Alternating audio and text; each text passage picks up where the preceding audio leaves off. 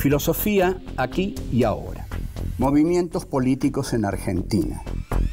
La ilusión en el progreso histórico era la bandera fundamental de la izquierda política. Sí, que se rompa, pero que no se doble. Querían pobres sometidos y tienen, en cambio, anarquistas combativos. Los hijos de la llamada chusma inmigratoria exigían ahora educarse, necesitan hacerse a sí mismos. La conciencia política de los militantes aparece en la praxis. Eva Perón es una construcción de Eva Perón. El tercer mundo es el que iba a encabezar la lucha contra la opresión. Cortar de un solo tajo la cabeza de la víbora marxista. Que vengan los capitales de todo el mundo sin condiciones de ningún tipo. Develar cómo fueron los movimientos políticos que dieron forma a este país que hoy tenemos. Anarquistas en Argentina. 1. La inmigración no esperada. 2. FORA, Formación Obrera de la República Argentina. 3. La ley de residencia y los primeros estallidos. 4. Huelgas y represión. La inmigración no esperada. Dentro del tema que estamos tratando, movimientos políticos en la Argentina, hoy nos toca tratar el tema del anarquismo. ¿Cómo llega el anarquismo a la Argentina? El anarquismo llega por carencia de habitantes. ¿Por qué se produce en la Argentina una carencia de habitantes? Bueno, porque la élite dominante ha tenido la necesidad para ellos de eliminar a varios habitantes de este país. Desgraciadamente, la política que hizo Buenos Aires no fue una política de integración, sino que fue una política de exclusión. Con lo cual, y ya lo hemos dicho, lo que se hizo en la Argentina no fue un país, sino una ciudad. La ciudad de Buenos Aires, que retuvo todo el poder para sí, el puerto, la aduana, toda la riqueza, y entonces elaboró una economía de exportación de materias primas e importación de manufacturas. Para eso tuvo que eliminar, derrotar en una guerra civil terrible que se desarrolló a lo largo de todo el siglo XIX al federalismo gaucho, al cual termina por derrotar en la extraña batalla de Pavón, con la complicidad de Urquiza, sin duda alguna, y tiene que Mitre, aliado a los brasileños y a los uruguayos, que poco colaboraron, extermina al pueblo paraguayo, que comandaba Francisco Solano López, y la masacre la hacen sobre todo los brasileños. Y también la obstinación de Solano López de pelear hasta un extremo demasiado extremado, porque mandaba finalmente a chicos de 8 años con bigotes pintados, que eran fácil presa de la furia brasileña y del ejército mitrista. Entonces, quedan liquidados los gauchos del interior, quedan liquidados los negros, que eran la vanguardia del ejército mitrista en la guerra del Paraguay. Los mandaba adelante y así los mataban a todos. Y luego, con la campaña de Roca, la llamada conquista del desierto, que Roca, con bastante poca piedad, aniquila a todos los pueblos originarios durante esa campaña del desierto, con rifles Remington, con cañones Krupp contra lanzas, pobres lanzas de los indios. Hay una frase de Estanislao Ceballos, uno de los hombres del 80, uno de los hombres más venerados por el liberalismo argentino, que con todo candor dice una verdad terrible.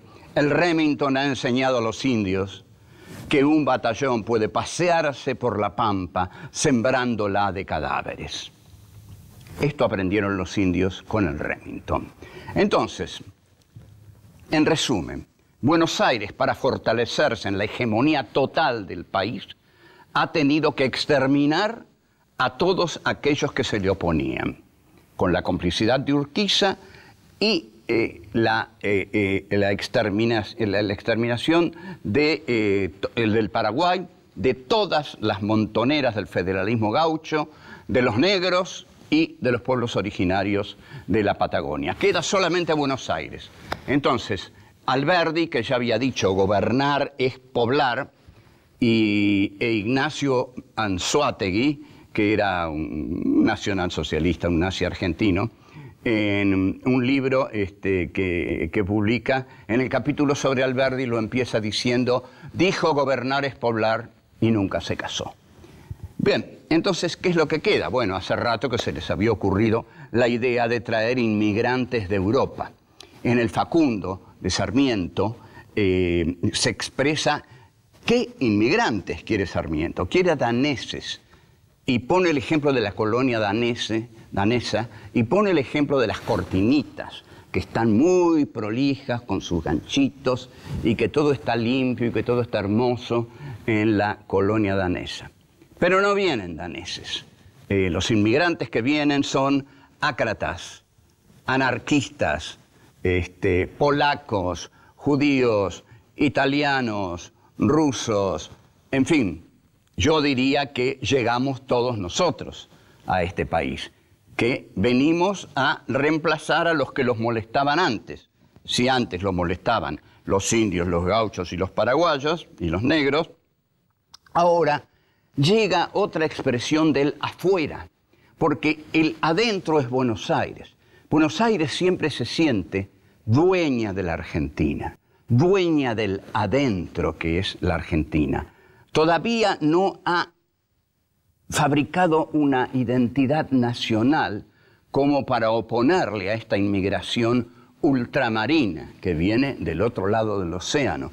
Esta chusma ultramarina, como le dicen tan delicadamente siempre los hombres de Buenos Aires. ¿A dónde llega la chusma ultramarina? ¿Dónde la ponen los elegantes hombres de la élite del 80, tan elogiada por nuestros prohombres de nuestra ilustrada derecha? Ya vamos a ver a dónde llegan los pobres inmigrantes. Volvemos. 2. Fora, Formación Obrera de la República Argentina. Llegan los inmigrantes, llegan del afuera y llegan al adentro. Y el adentro pertenece a los prohombres de la patria. Llegan al hotel de inmigrantes. Se ha hecho un hotel para recibirlos. Y en ese hotel hay algunos carteles. Por ejemplo, hay algunas consignas que dicen: en este país al que usted llega, como en todos los países, hay vencedores y vencidos. Con lo cual les está diciendo que ellos llegan ya como vencidos al país de los vencedores. Usted se va a alojar en este hotel los días que sea necesario. Si tiene que dormir en el suelo, no será la primera vez que lo haga. O sea, hágalo, duerma en el suelo. Los inmigrantes llegan a un país que los recibe de un modo hostil y que los llama para que trabajen. Porque en realidad los dueños de este país no tenían el hábito de trabajar. Total, ¿para qué van a trabajar en un país que la tierra es tan fértil, las vacas están por todos lados, el trigo crece? Bueno, las élites gobernantes no quieren trabajar, entonces traen a los inmigrantes para que trabajen. No les tienen miedo a los inmigrantes en un primer momento, aunque les parecen unos grasas europeos y hubieran querido que viniesen ingleses, alemanes, franceses, pero aquellos tenían mejor trabajo en Europa. Entonces aquí viene la desgracia de Europa, los hambrientos de Europa, y son utilizados para trabajar en trabajos deleznables. Ahora bien, los anarquistas, cuando advierten esto, se unen en la primera organización sindical poderosa que va a hacer frente al maltrato de la élite dominante de Buenos Aires. Es la Fora. Estos anarquistas que se unen en la Fora traen ideas desconocidas en la República Argentina. Y por primera vez se empieza a dar la formación de una comunidad obrera en la Argentina, cosa que no existía antes, porque los gauchos no eran obreros, eran gauchos, iban a caballo, no había fábricas donde trabajaran. Ahora empieza a haber algunas fábricas, pero a muchos los mandan al campo. Pero el campo comienza a industrializarse, pero para el campo. Es decir, se importan maquinarias destinadas a el trabajo con el campo, a enviar trigo y a enviar ganado a Europa. Las clases dominantes se ven muy alarmadas por un hecho que ocurre en 1871 en París, que es la Comuna de París. Hay un texto notable de esto en Marx, que es Las guerras civiles en Francia, que es el que mejor narra este hecho. Los obreros se levantan en la Comuna de París, Francia está en guerra con Prusia, con Alemania, con su ministro de acero Bismarck, y Francia está siendo derrotada en esa guerra. Pero fíjense qué interesante. Alemania y Francia se unen porque hay una revuelta socialista en Francia, en París. Entonces se reúnen y dicen, bueno, caramba, nosotros tenemos diferencias, pero son diferencias entre señores burgueses, como somos nosotros. Pero no podemos permitir que la hidra marxista esté creciendo en París y no hacer nada. Suspendamos la guerra. Se suspende la guerra y el señor Thiers, que era el primer ministro de París, incluso con ayuda de tropas alemanas, asesina a 33.000 obreros aplastando la Comuna de París. Con lo cual vemos que la cuestión nacional entre Alemania y Francia queda de lado cuando aparece la cuestión social. No, entre nosotros no. Es más grave aquello. Señor Thiers, por favor, actúe. Thiers actúa y mata a 33.000 obreros. Bueno, volvemos enseguida. 3. La ley de residencia y los primeros estallidos. Para que tengamos una idea de cómo afectaba la llegada de la inmigración en la élite dirigente porteña, hay un texto de Miguel Cané, el que redactó la Ley de Residencia de 1902, texto cruel. Miguel Cané, de quien todos hemos leído inocentemente, juvenilia, en el colegio secundario. Miguel Cané, bibliografía obligatoria. Entonces, este señor tan puro que todos tuvimos que leer juvenilia y decir, qué lindo librito, qué encantador, qué encantadora persona debe haber sido Miguel Cané. Bueno, no, era un paranoico en todo el sentido de la palabra.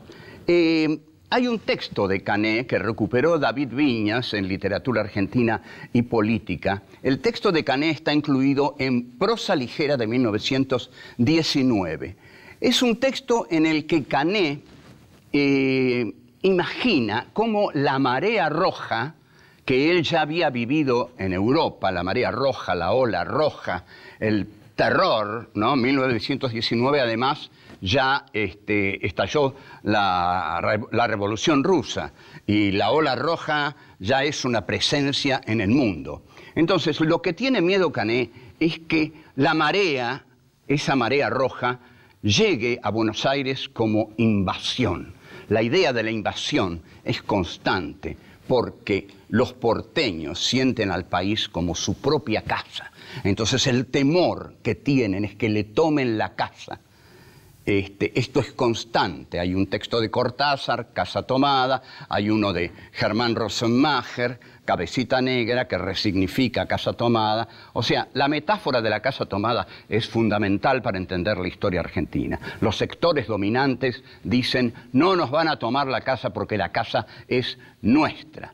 Pero aquí el problema es que llega la inmigración. La inmigración trabaja, se enriquece, están los sacazuelas, hasta los sacazuelas, los zapateros, se enriquecen y para terror de tipos como Cané, llegan a entrar en los salones oligárquicos, como dice precisamente Daniel Cané, tropezando con los muebles. Claro, de brutos que son, no saben entrar en un salón oligárquico, entonces tropiezan con los muebles.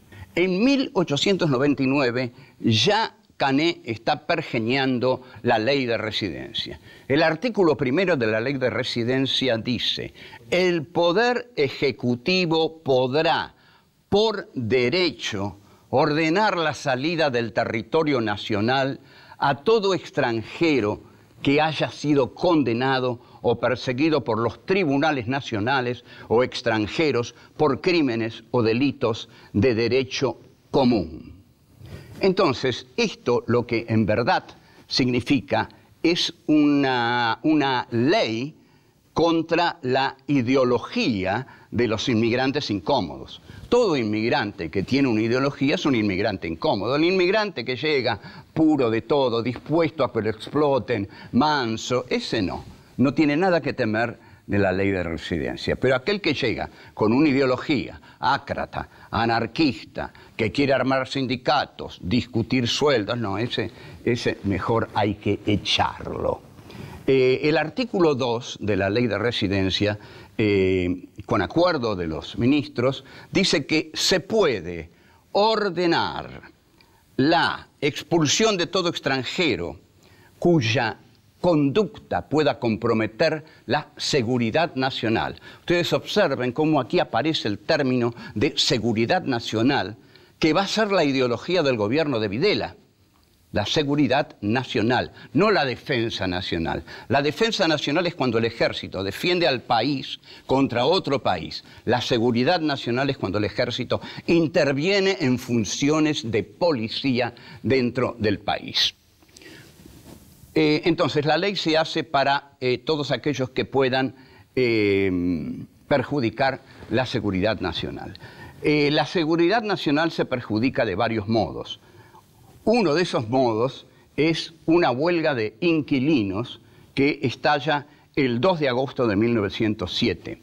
Los inmigrantes vivían hacinados en pequeños espacios infectos que son los conventillos. Hay 500 conventillos en huelga. He aquí un problema para la élite dominante. ¿Qué va a hacer? ¿Van a ir a dialogar con esta gente en los conventillos y olerles esa comida horrible que hacen? Porque Santiago de Estrada describe los distintos olores de los conventillos, porque está lleno, por supuesto, de gallegos, italianos, polacos, rusos, entonces todas las comidas dan asco. Pero sobre todo, dice Santiago de Estrada, los que manejan los conventillos son, oh sorpresa, los judíos. Porque, ¿cómo no iba a ser un antisemita el señor Santiago de Estrada, elegante hombre del 80? Volvemos. 4. Huelgas y represión. La élite dirigente se prepara en la Argentina para festejar gloriosamente el centenario. Quizás no habían pensado llegar al centenario tan dueños de este país, del que nunca dejaron de ser dueños, y que cuando se les cuestiona ese poder, esa propiedad, se ponen de muy mal humor. Entonces, se acerca el centenario, 1910. Argentina quería mostrarse al mundo como una gran potencia, como una nación de paz, como una nación de abundancia, a la cual podían llegar todos los hombres del mundo y mirar todas las cosas hermosas que había en la Argentina, porque la oligarquía había tenido muy buen gusto en contratar arquitectos franceses para hacer los palacetes en que habría de vivir y para hacer una joya como el Teatro Colón, que es uno de los mejores teatros de ópera del mundo, aún hoy. Pero la Fora decide otras cosas. La Fora decide conmemorar combativamente el 1 de mayo de 1909, que es el Día del Trabajador. Ese día, un héroe anarquista, alguien que va a pasar al bronce del anarquismo y que es Simón Radovítsky, arroja una bomba contra el carruaje de Ramón L. Falcón, meses después de una de las tantas represiones que ordenó el supercomisario Falcón. Falcón muere en ese atentado y también muere su secretario Juan Lartigot. El héroe de la derecha es un señor especializado en un tema literario poco conocido, aunque muy usado por los políticos, la arenga política. Manuel Carles tenía una verba florida, inflamada, que era capaz de levantar hacia la violencia contra el enemigo, contra el otro, contra el abominable, contra lo absolutamente otro, o sea, los anarquistas, porque decía frases como: os voy a dirigir la palabra rápida como tiro de fusil. ¡Oh, qué macho que era Carles! ¡Caramba! ¿Quién no va a la guerra después de eso? Bueno, Carles crea el grupo la Liga Patriótica, que son chicos bien, digamos, chicos de las clases altas que integran la Liga Patriótica para luchar denodadamente contra esta chusma inmigratoria que invade la Argentina.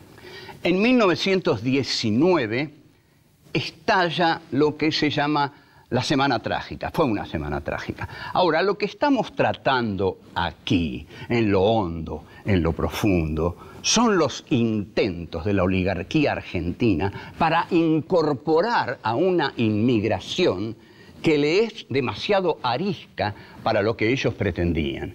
Querían pobres sometidos y tienen, en cambio, anarquistas combativos.